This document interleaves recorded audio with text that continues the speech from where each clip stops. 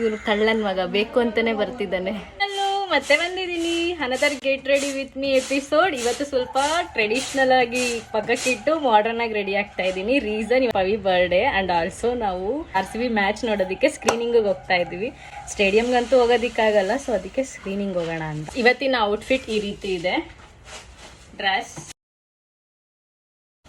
ಇವತ್ತು ಡೆಲ್ಲಿ ಕ್ಯಾಪಿಟಲ್ಸ್ ಮೇಲೆ ಇರೋದು.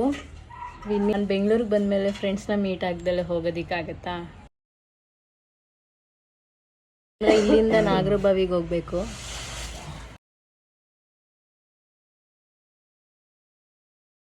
ಟಿಂಟೆಡ್ ಬ್ಲಷ್ ಯೂಸ್ ಮಾಡ್ತಾ ಇದ್ದೀನಿ.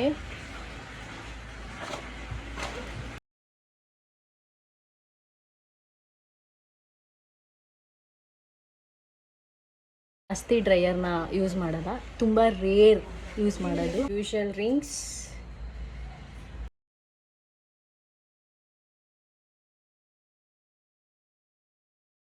Car or anything.